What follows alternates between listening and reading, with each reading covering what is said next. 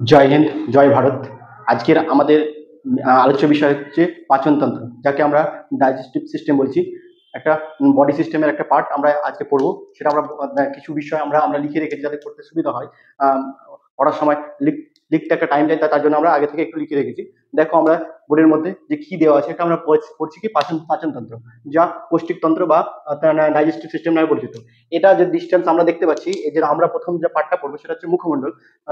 যাকে আমরা মুখমণ্ডল থেকে পাচনতন্ত্র শুরু হয় আর আমাদের শেষ হচ্ছে পাচনতন্ত্রের কথা গিয়ে পায়ুছিদ্রে অ্যানাসে গিয়ে শেষ হচ্ছে, অর্থাৎ অ্যানাসে আমাদের যে খাদ্য বর্জ্য পদার্থগুলো বেরিয়ে যায়। তা আমরা দেখবো যে এটা কিভাবে হয়, কিভাবে কোথা থেকে কি যাচ্ছে সেটা আমরা দেখার বিষয়। দেখো আমাদের মুখমণ্ডল থেকে শুরু করে পায়ুছিদ্র পর্যন্ত এর নাম হচ্ছে কি খাদ্যনালী বা ফুড পাইপ বা এলিমেন্টারি ক্যানাল। এর দৈর্ঘ্য যদি বলা হয়, এর দৈর্ঘ্যটা হচ্ছে 8 থেকে 10 মিটার। দৈর্ঘ্য হচ্ছে 8 থেকে 10 মিটার। যদি দৈর্ঘ্য লেন্থ বলা হয় 8 থেকে 10 মিটার, এটা বা 32 ফিট বলতে পারি। ফুটে যদি বয়স করা হয় তাহলে 32 ফুট বলবো। এটা শুরু হয়েছে কোথা থেকে? মুখমণ্ডল থেকে হচ্ছে পায়ুসদের মধ্যে শেষ হয়েছে। আর এর মধ্যে কি কি আছে না আছে সবগুলো বিষয় আমরা জানবো। দেখো খাদ্য কিভাবে কোথা থেকে যায়। খাদ্যনালীর পুরো কোথা থেকে কোথায় যাচ্ছে। প্রথমে খাদ্য আমরা কোথায় যাচ্ছে? প্রথমে যাচ্ছে কোথায়? মুখমণ্ডল।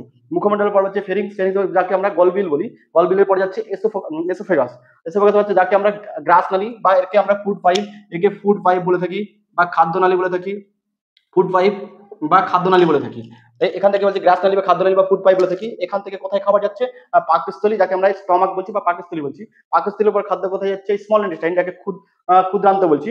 স্মল ইন্টেস্টাইন বা লার্জ ইন্টেস্টাইন, যাকে আমরা বৃহদান্ত বলছি।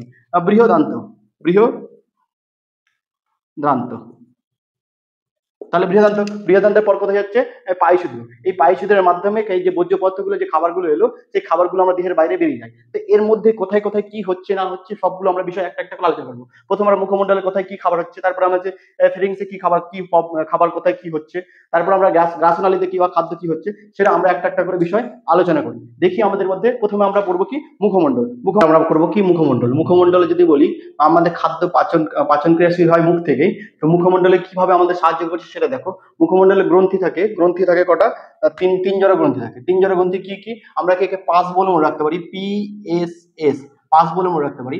আর পাস অর্থাৎ হচ্ছে পি ফর প্যারাটিড, প্যারাটিড গ্রন্থি, সাবলিঙ্গুয়াল আর সাবম্যান্ডিবুলার। এই 3 ধরনের গ্রন্থি থাকে, অর্থাৎ 3 জোড়া গ্রন্থি থাকে। একটা কি পি ফর হচ্ছে প্যারাটিড, এস ফর হচ্ছে সাবলিঙ্গুয়াল আর সাবম্যান্ডিবুলার। এই 3 ধরনের গ্রন্থি থাকে। এই 3 ধরনের গ্রন্থি থেকে কি ক্ষরণ হয়? উৎসর্গ ক্ষরণ হয়। কি উৎসর্গ? এই 5 ধরনের উৎসর্গ ক্ষরণ হয়, যাকে এলটি ম্যাট বলে আমরা মনে রাখতে পারি। এলটি ম্যাট, এলটি ম্যাট বলে মনে রাখতে পারি। এলটি ম্যাট কি?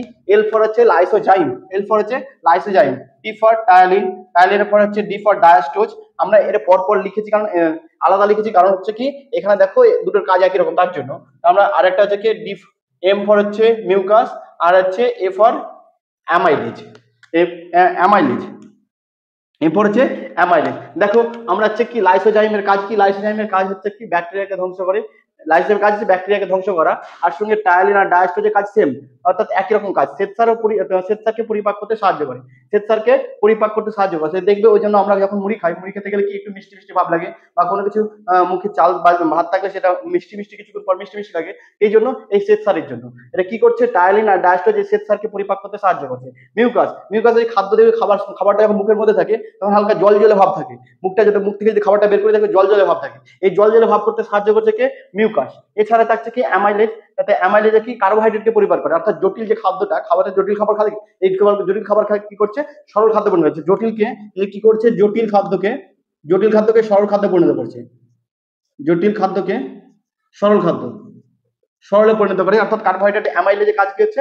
সরল খাদ্যে পরিণত করছে। এই মুখমণ্ডলে এই ধরনের গ্রন্থিগুলো কাজ হচ্ছে। এইগুলো গ্রন্থি থেকে কি ক্ষরণ হচ্ছে? এই উৎসগুলো ক্ষরণ হচ্ছে। এই এছাড়া মুখমণ্ডলে আর কিছু যে খাদ্য পরিপাকে সাহায্য করে, সেটা হচ্ছে দাঁত। খাদ্য পরিপাকে সাহায্য করে দাঁত এবং হচ্ছে জিভ। দাঁত এবং যাকে জিভা বলছি বা জীব বলছি, জিভা বলি বা জীব বলি।